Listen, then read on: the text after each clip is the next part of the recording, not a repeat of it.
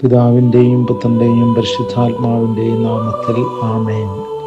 സ്നേഹസാന്ത്വനം ശുശ്രൂഷയിലേക്ക് എല്ലാവർക്കും സ്വാഗതം. സന്ധ്യയായി, ഉഷസായി 59-ാം ദിവസം. വിശുദ്ധ പൗലോസ് അപ്പോസ്തലൻ തെസ്സലോനിക്കക്കാർക്കെഴുതിയ 1-ാം ലേഖനം 5-ാം അധ്യായം 12 മുതൽ 21 വരെയുള്ള തിരുവചനങ്ങൾ.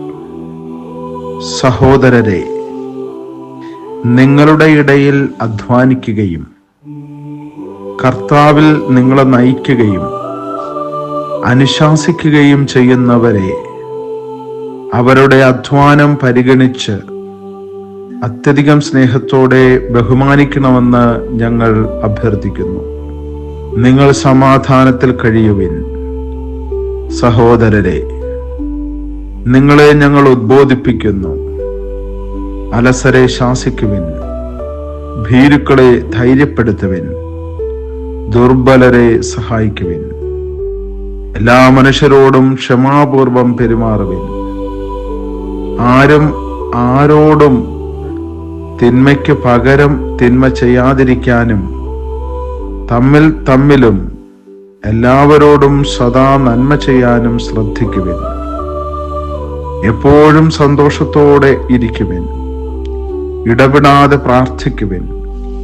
എല്ലാ കാര്യങ്ങളിലും നന്ദി പ്രകാശിപ്പിക്കുവിൻ. ഇതാണ് യേശുക്രിസ്തുവിൽ നിങ്ങളെ സംബന്ധിച്ചുള്ള ദൈവഹിതം. ആത്മാവിനെ നിങ്ങൾ നിർവീര്യമാക്കരുത്. പ്രവചനങ്ങളെ നിന്ദിക്കരുത്. എല്ലാം പരിശോധിച്ചു നോക്കുവിൻ. നല്ലവയെ മുറുകെ പിടിക്കുവിൻ. എല്ലാത്തരം തിന്മയിൽ നിന്നും അകന്നു നിൽക്കുകയും ചെയ്യുവിൻ. കർത്താവിൻ്റെ വചനം. ദൈവത്തിന് നന്ദി. സ്നേഹിതരെ, ഉത്തമ ക്രൈസ്തവ ജീവിതം നയിക്കേണ്ടത് എങ്ങനെയെന്ന് പൗലോസ്ലീഹ തെസ്സലോനിക്കക്കാരെ പഠിപ്പിക്കുന്നു. ദൈവത്തിൻ്റെ പ്രേരണയാൽ വിശുദ്ധ പൗലോസ് അപ്പോസ്തലൻ തെസ്സലോനിക്കക്കാർക്ക് നൽകുന്ന ഈ വചന പ്രബോധനം ഒരു ഉത്തമ ക്രിസ്ത്യാനിയെ സംബന്ധിച്ച് എത്രയോ ശ്രേഷ്ഠകരമാണ്. നാം ദൈവത്തിൻ്റെ വചനം പാലിച്ച് ആത്മസന്തോഷത്തോടെ ജീവിക്കുകയാണെങ്കിൽ നിശ്ചയമായും നമുക്ക് ദൈവസന്നിധിയിൽ കൃപ കണ്ടെത്താൻ സാധിക്കും. നമ്മുടെ ജീവിതം അർത്ഥപൂർണമാകും. അനവദ്യമായ ആത്മസന്തോഷം കൊണ്ട് നമ്മുടെ ഹൃദയം നിറയും. അതുകൊണ്ട് സന്തോഷത്തോടുകൂടെ ഇരിക്കുവാൻ, ദൈവത്തിൻ്റെ കൃപയിൽ നിറയുവാൻ ഈ തിരുവചനങ്ങൾ ഉപാസിച്ച് നമുക്ക് മുന്നോട്ട് പോകാം. കർത്താവ് എപ്പോഴും നമ്മുടെ സന്തോഷം ആഗ്രഹിക്കുന്നു.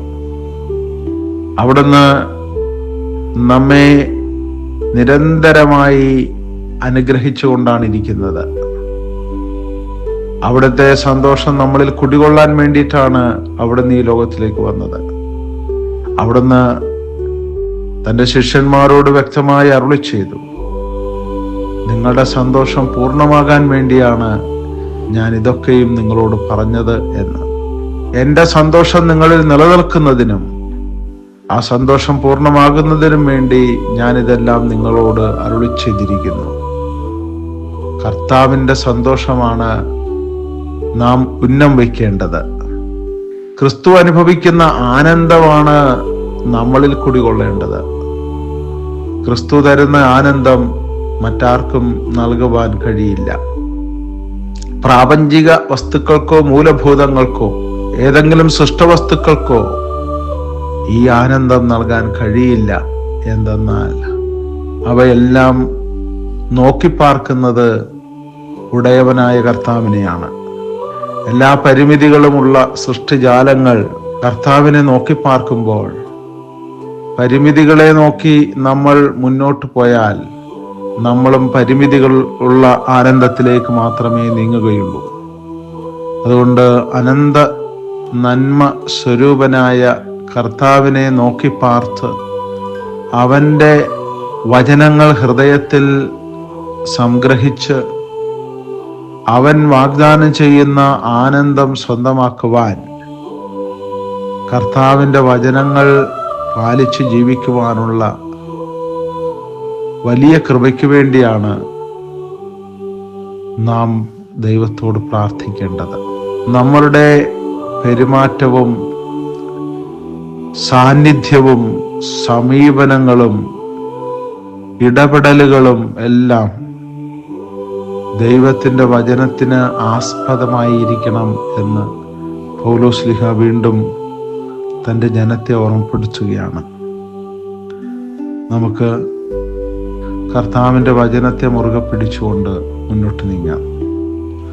ഈ ലോകത്തിലാണ് ജീവിക്കുന്നതെങ്കിലും ഈ ലോകത്തിൻ്റെതല്ല, ശാശ്വതമായി നിത്യമായി നാം ഈ ലോകത്തിൻ്റെതല്ല എന്ന പരമമായ ബോധ്യത്തിൽ ഈ ലോകത്ത് നമുക്ക് ജീവിക്കാം.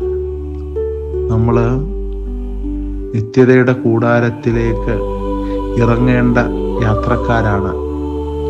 നമ്മൾ ഇറങ്ങിയേ തീരൂ.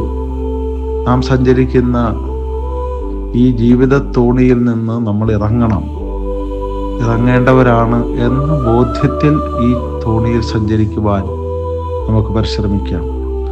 അതിനുള്ള അനുഗ്രഹം നമുക്ക് പ്രാർത്ഥിക്കാം.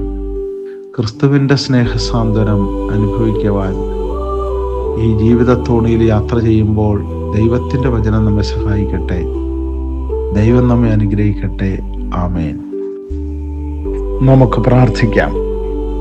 സ്നേഹസാന്ത്വനമായ കർത്താവേ, അങ്ങയുടെ ആനന്ദം എന്നിൽ പകർത്തണമേ. ഞാൻ സൃഷ്ടി വസ്തുക്കളെ ആശ്രയിക്കാതിരിക്കാൻ എന്നെ അനുഗ്രഹിക്കണമേ. ക്രിസ്തുവിൻ്റെ ആനന്ദം ഉന്നം വയ്ക്കാൻ എന്നെ അനുഗ്രഹിക്കണമേ.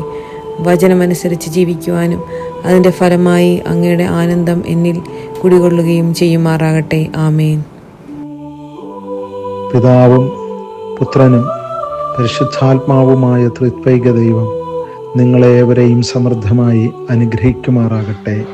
ആമേൻ.